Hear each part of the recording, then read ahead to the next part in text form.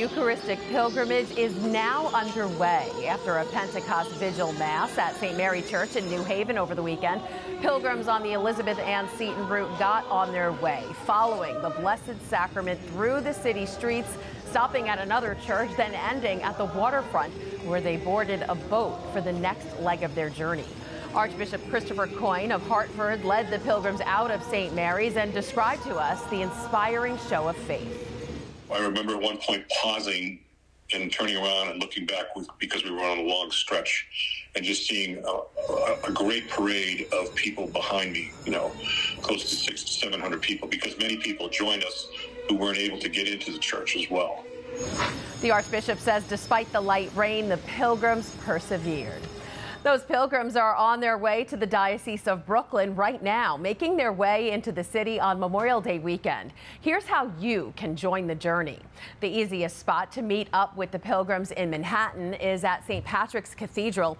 They'll be at the landmark cathedral at 10 a.m. on Sunday, May 26th. From there, they'll eventually make their way to the Brooklyn Bridge, where the journey will be passed off into the Diocese of Brooklyn. The procession will head to the Co-Cathedral of St. Joseph for adoration and exposition of the Blessed Sacrament before another full day of stops throughout the diocese. From Brooklyn, the pilgrimage will travel through New Jersey, Pennsylvania, Maryland, and Ohio, and eventually end up in Indianapolis for the National Congress. Remember, this is just one of 4 routes traveling across the country to the Congress. Altogether, the pilgrims will be traveling 6,500 miles and passing through 65 dioceses.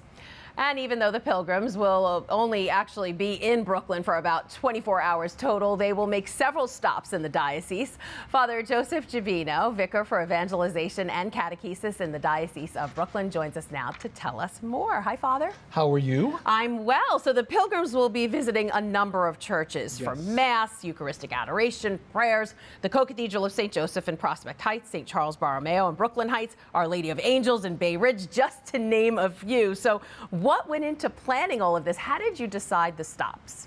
Well, it was actually looking at the routes, what is safe to walk in Brooklyn, and how the police felt would be the best way to keep everyone together and out of harm's way as we process with the Blessed Sacrament.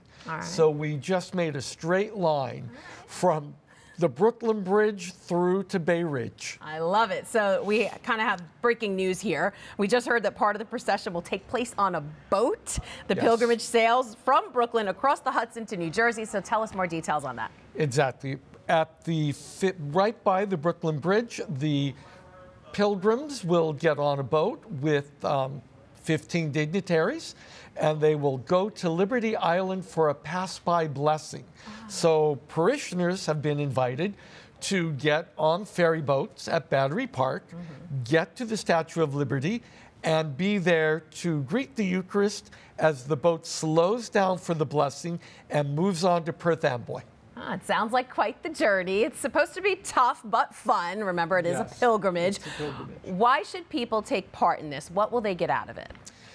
It's a pilgrimage, and we all journey together. And in this time of the synodal gatherings that we've been having, what better way to journey together than literally follow the Eucharist on the streets and proclaim to people that we believe in the real presence.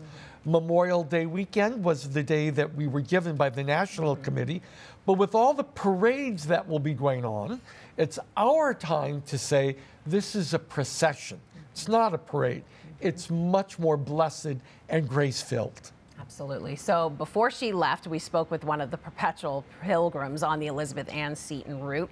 Zoe Dongas told us what she's most excited for. Let's listen. I think it's going to be really, really cool when it comes through, I'm biased, but through the Archdiocese of New York and the Diocese of Brooklyn. Oh, of course, of course. The transition point, we're going to do benediction on the Brooklyn Bridge between the Arch and between the Diocese of Brooklyn, and just to get everyone together and to celebrate our Eucharistic Lord on the Brooklyn Bridge, one of the most iconic places here in New York City, is going to be pretty wild. All right, so very quickly, what are you looking forward to? Actually, there was a little change. Bishop Brennan invited Bishop Mansour of Our Lady of Lebanon Maronite Cathedral to join us. So we're going to be going from the Brooklyn Bridge to Our Lady of Lebanon so that our sister church will be with us. And it's so exciting to invite the community to join us in prayer. So Bishop Mansour will greet Bishop Brennan at the door. We'll go in for adoration and prayers in the Maronite rite, and then we'll head on to St. Joseph Co-Cathedral. Sounds beautiful. Father Joseph Giavino, thanks so much and good luck. Thank you. All right, to learn more about all things related to National Eucharistic Pilgrimage and the Congress in Indianapolis, just go to eucharisticrevival.org.